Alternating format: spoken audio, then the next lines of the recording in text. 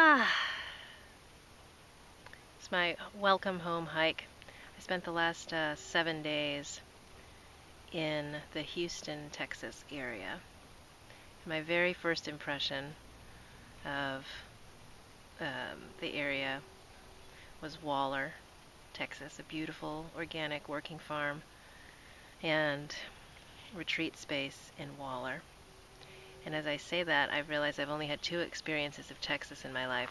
One was Austin, which I experienced as the Lake Austin Spa, which is a beautiful, completely pristine, peaceful, natural location.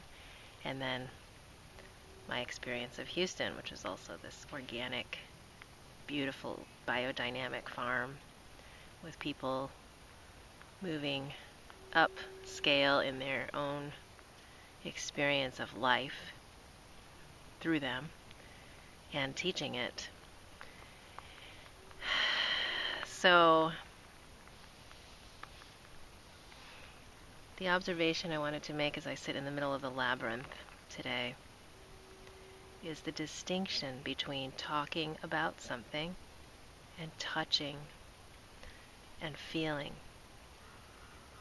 your own experience of that thing. We do a lot of talking, and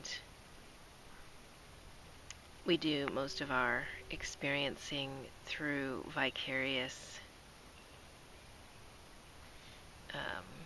storytelling means. So other people tell us their experience of something, and we take it in as a spectator or a consumer. And we're in fact inundated with these kinds of vicarious experiences to the point where we can fill up our time watching other people or reading about other people doing things enough to convince us that we are doing it, or enough to just feel good about ourselves where we are without actually touching a feeling about ourselves where we are. So we we project our desires onto these experiences we're watching other people do, watch them fulfill it, so that we actually don't touch in ourselves that desire and how our own heart is asking to be fulfilled or showing us the way for our own fulfillment. And of course, the convenience of that is we also don't have to touch the emotions we don't know how to love. Desire is fine. That's maybe acceptable. But if we have to go through any layers of anger, grief, confusion, sadness, pain, or apathy on the way, then it's more convenient to have that experience externally and leave those other than pleasant emotions that as we've labeled them, untouched. And actually, having the experience of touching those exact emotions locked away, suppressed, sometimes very close to the surface, other times very deep in caverns we have not explored, perhaps ever in our lifetime. Touching that with love, staying, breathing, feeling, resurrecting that which we've put in the darkness and bringing it into the light, gives us our own experience of our desire fulfilled,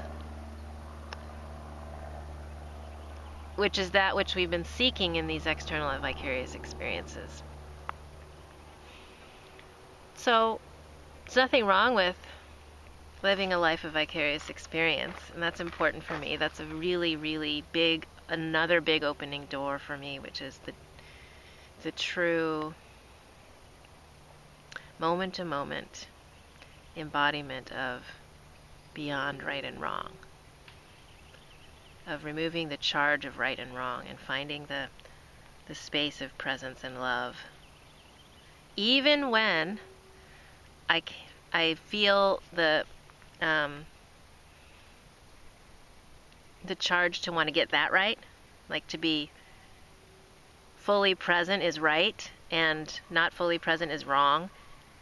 Even getting rid of that, where if I can touch fully present, it's okay, and if I can't touch fully present, it's okay. And can I be with myself in equal love at all times and notice where I am, to be aware and awake and alive to where I am and make it okay and love it into its own transformation.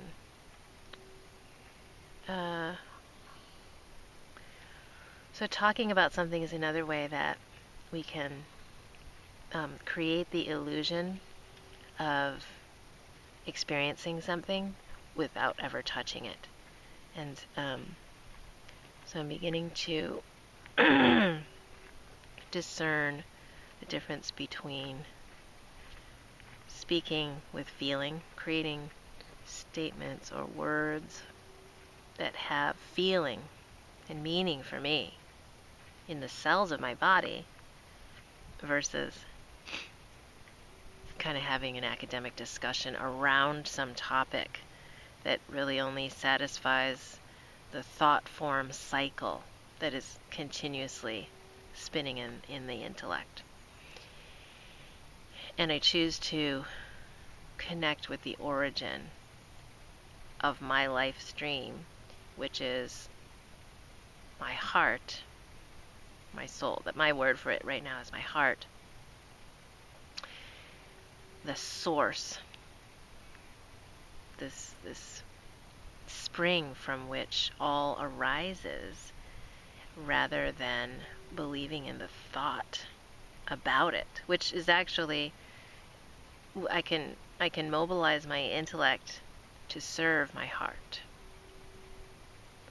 I can utilize the tools of my intellect to serve my heart's purpose and desires, rather than spinning in the thought world without connection to the heart, or